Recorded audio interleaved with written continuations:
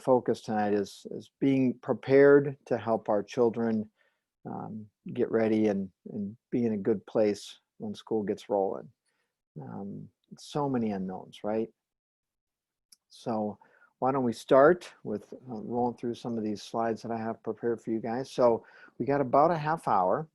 And again, feel free to ask questions on the chat, make suggestions, and all that good stuff. So, all right. So let's start with the big question. How are we doing about the COVID school year? That's where we really need to start. Whatever we're feeling, they're feeling, right? So if we're feeling, I don't know if I can do this, our kids are probably feeling, I don't know if I can do this. So there's a neat story in the USA Today. Anna's going to send a link out to you guys to read that just sort of encapsulated a really nice, realistic and reflective picture of this is going to be challenging. This is going to be really difficult and new and unpredictable. And one way to kind of head that off is to address it. There's a myth out there that if we talk about our feelings, that somehow they're going to not be in control. That somehow we're going to get worse if we talk about these bad feelings that we have about this unknown place called the pandemic school year. It's just a myth, guys. So we really need to talk about these feelings with your friends, with family, what it's going to be like for their kids. If you have teachers that are, friends that you want to touch base with, I'm sure they're having some of these feelings as well, from different degrees and levels of stress to overwhelmed. I'm going to have to move my little chat box over here. Yep, a lot of fears. What's going to happen? We just don't know so much about how the year is going to go. How are we going to do safety? Keep our kids safe, keep us safe. A lot of people are going to try to work and have their kids go to school and distance learn at home. And how is that going to work? So we do have a lot of just mixed emotions about the COVID school year. So that's task one. Let's get that out on the table. Talk to your partner, talk to friends and neighbors, and those kinds of things, and get those out on the table. So let me just ask you guys, of the 6 there or others, what are you all feeling about the COVID school year? Are you maybe even anticipating, like, let's get this party started. Let's get this thing rolling. Let's, we've been talking about it for 2 months and wondering and worrying about, let's get rolling. Maybe you're in one of those boxes that you have on the slide there. So feel free to share as you're comfortable. And I'll move on to the next slide here. All right.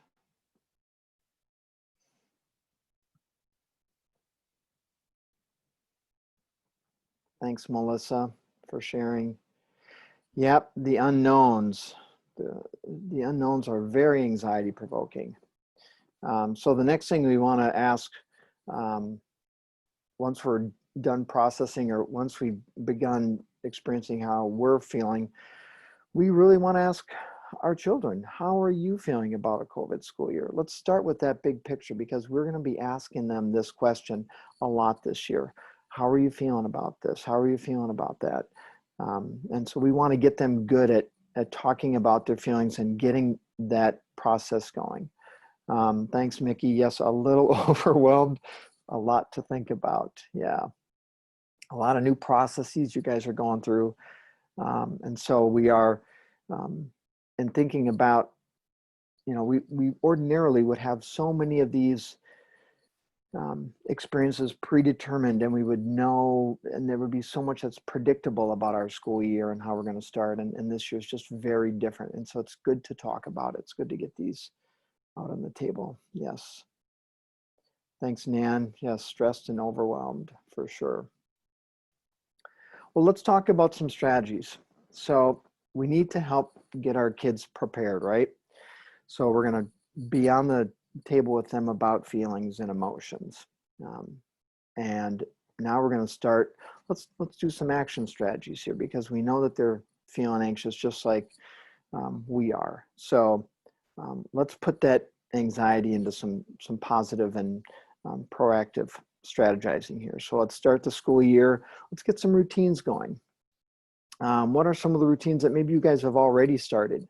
Maybe it's bedtimes or breakfasts, maybe some meals or some lunches. I understand I don't have children in the elementary or high school anymore, but I do understand from a lot of clients that your kids are not going to be having lunches in schools. So that, and I don't know if that's for everybody, but I'm pretty sure that's most everybody. So what is the process for food during those in-school days? What's the process for lunches and whatnot, even at home when you're distance learning? So let's get some routines started. That's the first strategy. Let's try to get some technology going with and linking into some of the portals and some of the learning links that your kids are going to be using. They might be the same as last year. They might be different. Let's get to know those. Let's do some rehearsing and some practicing, getting on those links if you can. Now, a lot of teachers and schools are just getting those things rolling. So we don't know. I don't know. Maybe you guys do, and you can share on the chat bar there.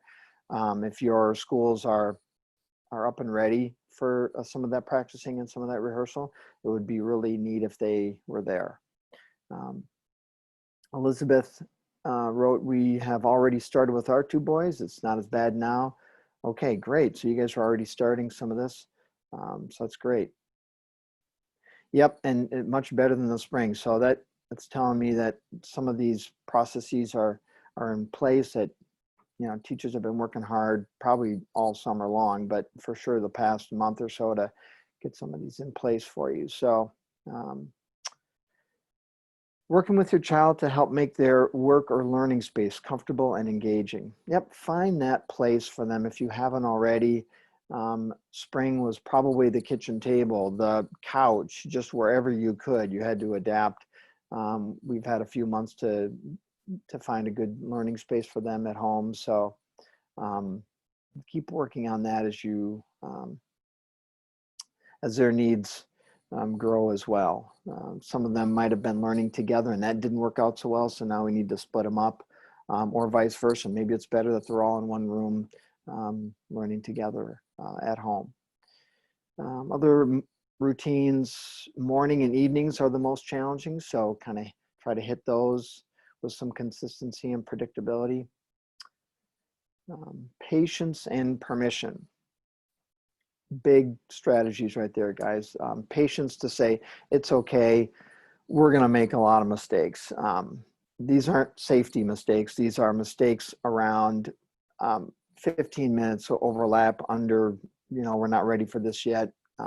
We may not have gotten all that accomplished in a day. So give yourself lots of permission to learn the system. I say a week or two, it could be a month or two, I don't know. All right. Kirk and Tracy, yep, we're still waiting on more information. So yeah, it's hard to get routine going when we don't have all the information, that's for sure. So that's good. Thanks for sharing that. Thanks for sharing, everybody. Who has done their pandemic school shopping supply? Going out, that was such a tradition to go out to the department stores and get your school supplies. And it's just kind of an exciting time for everybody. A new change coming in the fall, fall's in the air kind of thing. And now it's some pandemic school supplies. So as everyone, maybe people don't need a lot of school supplies other than several masks. Just being prepared with things help people. Supplies done. Nice, man. So being prepared helps you feel relaxed and kind of working through that stress. So we want to be prepared and proactive in these strategies. Any other proactive strategies that people have done? Please share that in the chat bar, and I'll go on to the next slide. All right, morning routines, staying on schedule. Nice, Nan. I like to see that. I like to hear that. That's great. Schedule's important, so yep, find that schedule and try to get them ready for that. So let's respond to some anxieties. Let's respond to some of their anxieties and not react or overreact. Oh,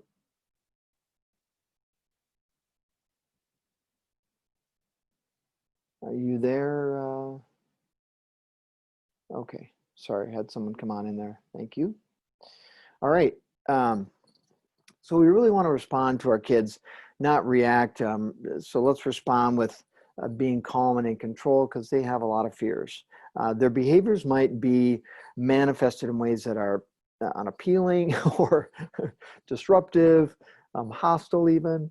But all those behaviors are really manifesting anxiety, fears, and worries. Okay, so if we can react to those emotions and not to their behaviors, we will be able to help them solve some of these challenges.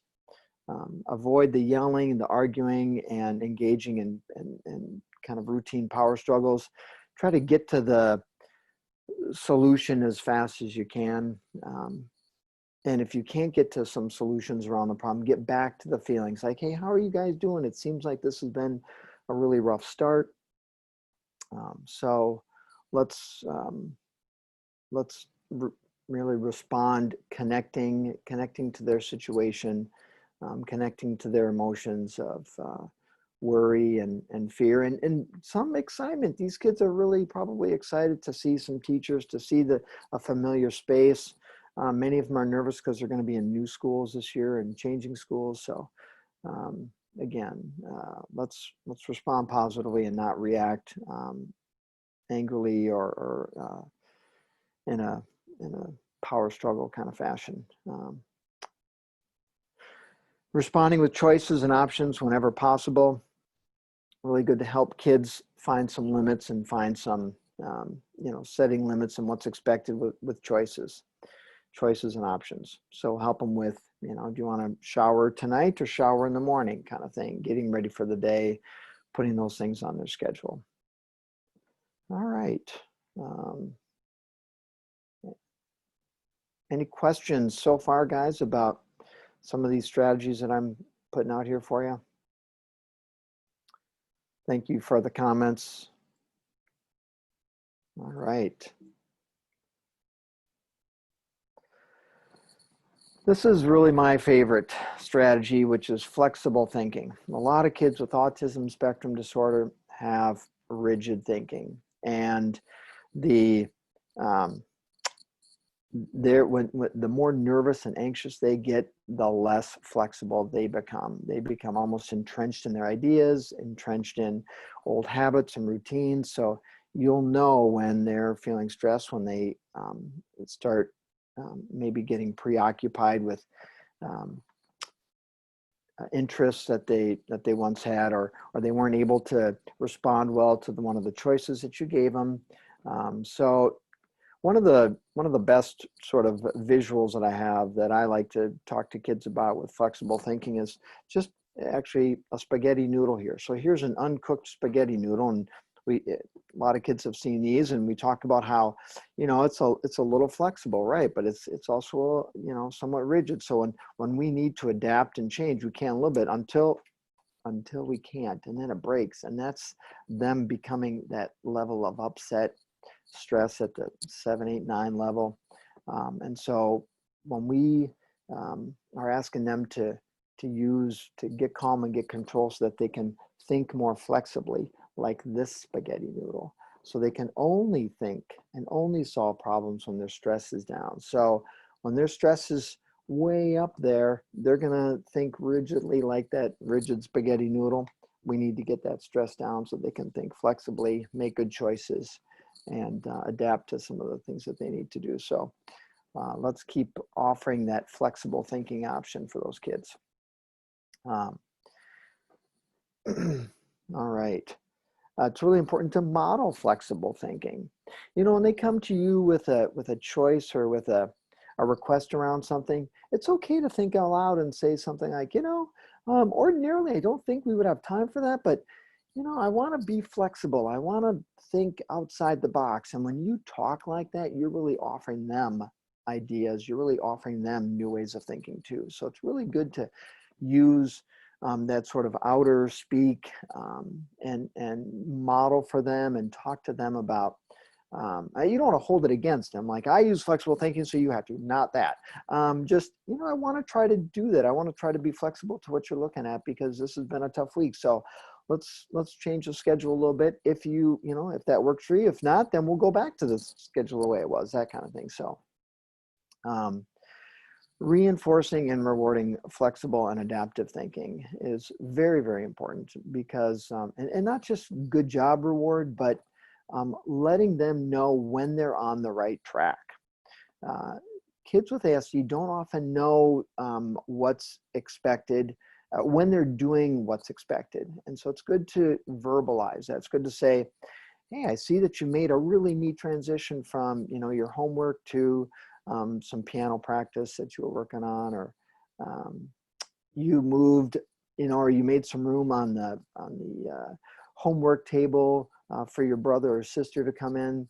That was really nice of you, and really thoughtful and considerate. And so just pointing those things out helps them know I'm doing what's expected. I'm on the right track. So let's keep reinforcing and rewarding flexible and adaptive behavior. For them, it's all about adapting and coping. And again, in years past, pre-COVID, we didn't have to engage so much. Even though kids with ASD have a lot of that to work on anyway, this is just a whole new ballgame for kids neurotypical as well as kids ASD. So, all right. Very good, everybody. Questions, comments? All right, let's move to the next one here. Okay, so what helps move feelings? Well, talking is the first thing that helps move feelings. And the second thing that helps move feelings is movement. So moving around moves those emotions. All right, so get on a plan in some way, shape, or form to help them move. We know there's tons of research out there. There's tons of good information about how people, not just kids with ASD, but people in general, when we move, we feel better. So let's get them moving so they can move those feelings. They can, get those out of their system. Too much sits in their head. They get stuck very easily. So talking about it and recreating through games and play. They can be with family. They can be with friends. Just pull out some Uno cards and let's play a quick game of Uno in between what you were doing here. We have some time between this transition. Come on, let's play.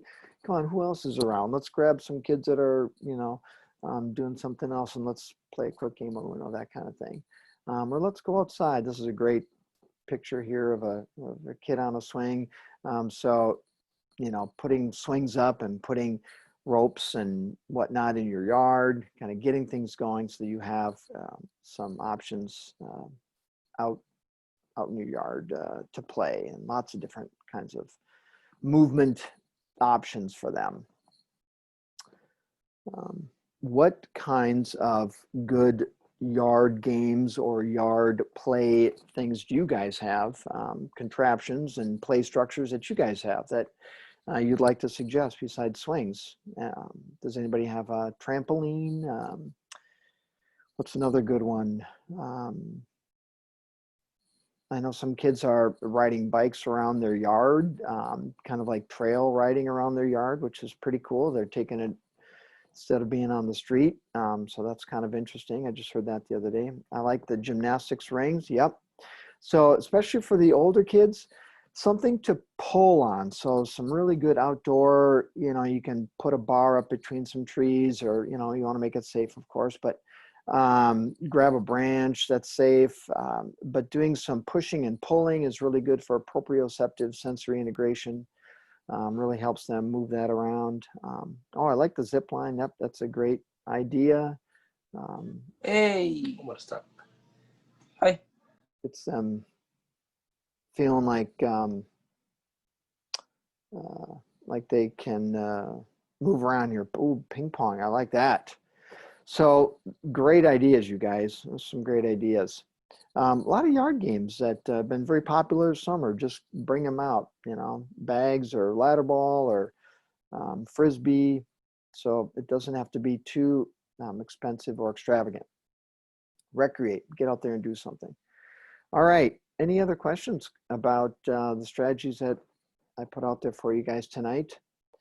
Any other ideas? All right.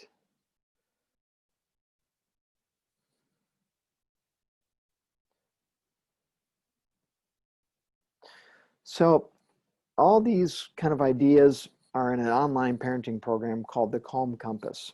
And the Calm Compass stands for Connect, Articulate, Lift, and Move. And it's an online parenting course to kind of help parents at their own pace engage very progressive parenting strategies, not traditional for kids with ASD, because parenting for kids with ASD needs non-traditional parenting strategies. Of course, love and compassion is traditional, so let's keep that going, but we need to do so much more to help our kids with ASD. So the Calm Compass is a fantastic way to start, and it has some really cool interactive pieces where you can interact with me through the online parenting program. So I'd like to invite you to check that out. And Anna, do we have that slide that has the... Yes, it should be after this one. Oh, okay. So there's the ASDparentingjourney.com. That's where you can find more information about that. And oh, and we have a special here. All right, so the Calm Compass is special tonight for $97. So there's your coupon code, or you can text for more information, text that number, and we'll leave that one up, I think, for anybody that would like more information on that. So I want to thank people for coming to the webinar tonight on pivoting to a pandemic school year, and hopefully some of these ideas that I sent out here tonight and ideas from your fellow parents were useful and helpful, and I hope everyone has a fantastic start to their school year. If you have any questions or want to talk more about any of these ideas or strategies, feel free to contact me at my office here. And that number will be on this, and you will. So Anna, did you tell people they'll be getting maybe a slide? This will be posted to them? Yeah, we're going to send out the recording tomorrow with the coupon code and everything if you're interested in checking out the Calm Compass as well. So thanks everyone very much for coming tonight.